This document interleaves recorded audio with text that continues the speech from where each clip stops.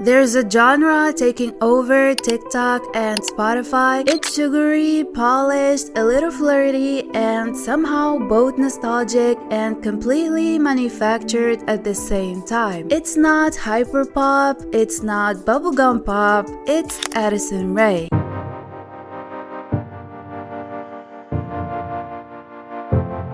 Let's be real, if someone told you back in 2021 that Addison Rae would one day be mentioned in the same breath as Britney Spears, you probably would have laughed, and honestly, fair, that sounded like delusion. I need a bad bleep, Addison Rae. But the internet works in strange ways. It has a habit of turning punchlines into pop stars and viral moments into movements. And what started as a heavily auto-tuned debut single and some industry-backed wishful thinking slowly mutated into something much bigger. Hello everybody, it's Nessi. Welcome back to the channel, or welcome if you're new. In today's video, we're diving deep into the world of pretty girl pop, where songs are less about vocal range and more about vibe. Swimming in the sea with the salt in my hair. And it wouldn't have existed in its current form without Addison Rae, because she didn't just release music, she accidentally created a genre. So without further ado, let's dive in.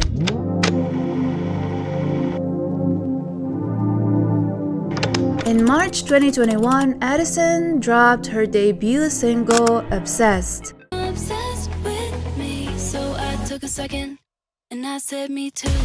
It was her soft launch into the music industry. Think sultry vocals, glossy visuals, choreo-heavy music video. Basically TikTok, but make it a music video. And yeah, let's be honest, the reaction was brutal. Cut the cameras. Dead ass.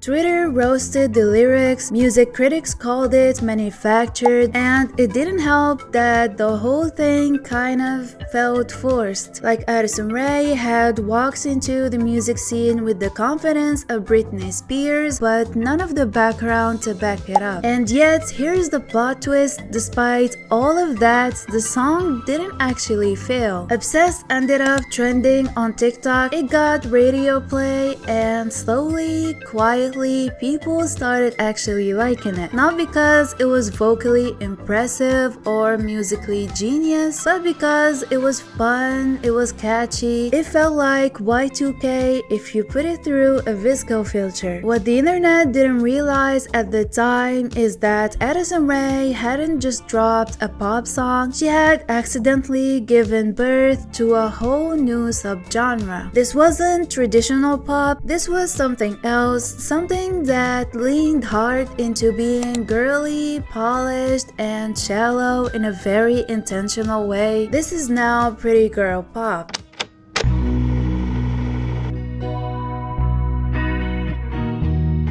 To understand how Addison Rae accidentally became a genre, we need to break down what pretty girl pop even is, because it's not a term you're gonna find in the Billboard archives. Pretty girl pop is a genre that lives between your old iPod shuffle and a Y2K Pinterest board. It's the kind of music that sounds like lip gloss, heartbreak, and a room lit only by LED lights. You're not listening to it for poetic lyrics, you're listening to feel pretty, to feel main character, to feel unbothered. Sonically, it's simple. Bouncy synths, light bass, auto-tuned vocals, sometimes whispery, sometimes bratty, and the lyrics usually a mix of vague confidence and low-stakes heartbreak. Pretty girl pop is the spiritual sequel to early 2000s pop, made for teen girls who were fed on a diet of Hilary Duff, Ashley Tisdale, Vanessa Hudgens, and yes, of course, Paris Hilton's one-hit wonder era. But now it's filtered through TikTok culture, where the song has to grab your attention in 3 seconds, look cute in a sped-up dance challenge, and fit into an aesthetic mood board.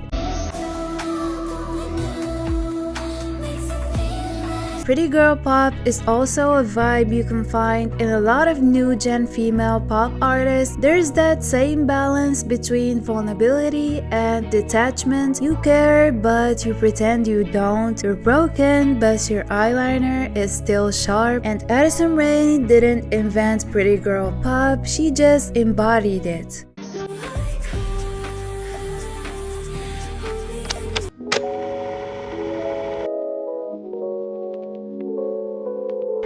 In 2022, something strange happened on the internet. Addison Rae, a TikTok dancer, lip gloss influencer, and self-declared pop star, had a bunch of her unreleased songs leak online. And they weren't just any songs, they were kinda good. It started with I Got It Bad.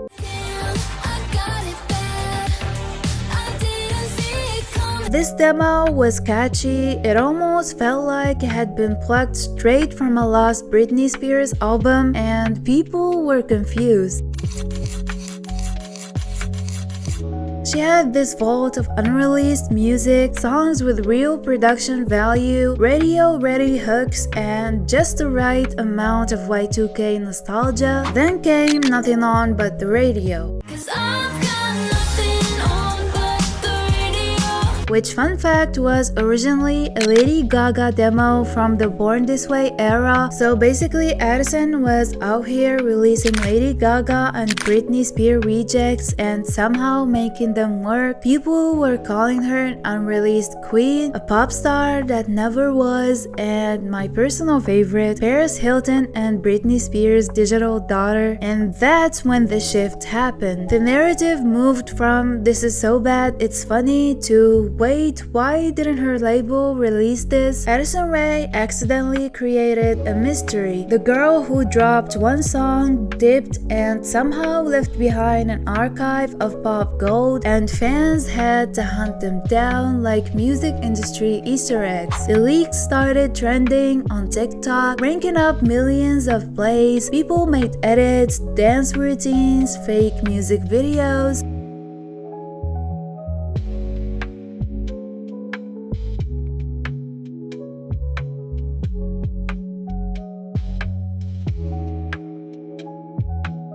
Even if you didn't like Addison Rae, it was hard to deny the music was actually good. The vibe was addictive and the aesthetic was unmatched. Addison didn't need a proper album rollout. All she needed was a leak, and the internet did the rest.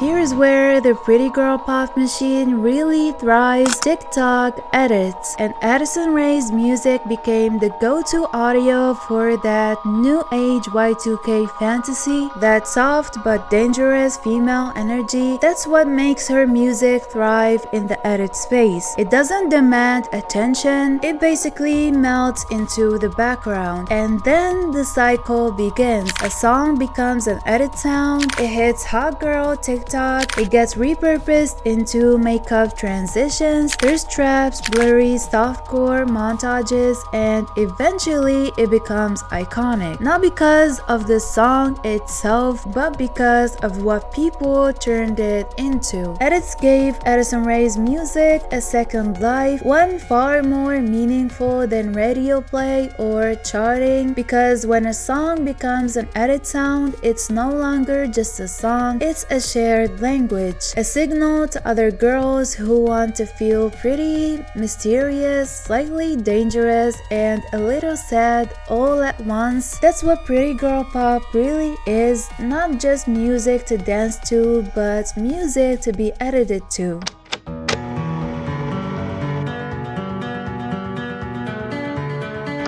There's something weirdly satisfying about Addison Rae's latest music, not because it's musically groundbreaking, not because she's suddenly the next big vocalist, but because for once it feels like she knows exactly who she is. Her songs like Diet Pepsi, High Fashion,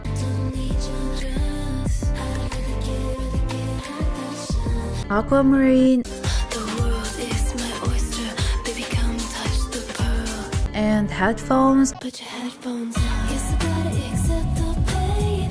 Need a cigarette. all orbit around the same galaxy. It's not about storytelling, it's not about heartbreak or deep introspection, it's about a vibe, and specifically the vibe of being a little bit bored, a little bit self-obsessed, and a little bit iconic at the same time. These songs aren't written for stadiums, they're written for bedrooms, for mirror selfies, for walking to nowhere with your headphones in, pretending you're in a music video. There's a sense of curated detachment to all of these songs. Like Addison isn't inviting you into her world, she's letting you project your own world onto hers. The lyrics don't over-explain, the vocals are soft, breathy, a little distant, and the production is filtered, futuristic, and nostalgic at the same time.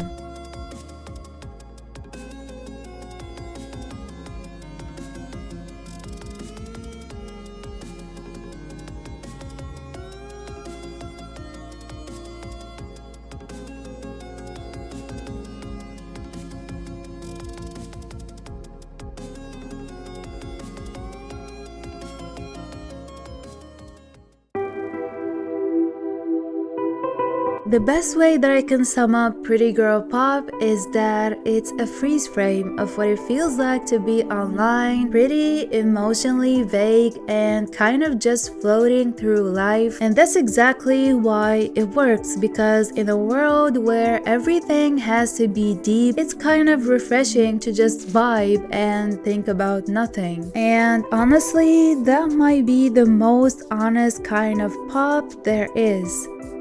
That's it for today's video. Thank you so much for hanging out with me today. I hope you enjoyed this video. If you did, please make sure to leave a like and subscribe for more content like this one. And please let me know your thoughts in the comments. What do you think about Addison Rae's music and the whole Pretty Girl Pop vibe? Do you like it? Have you not heard of it?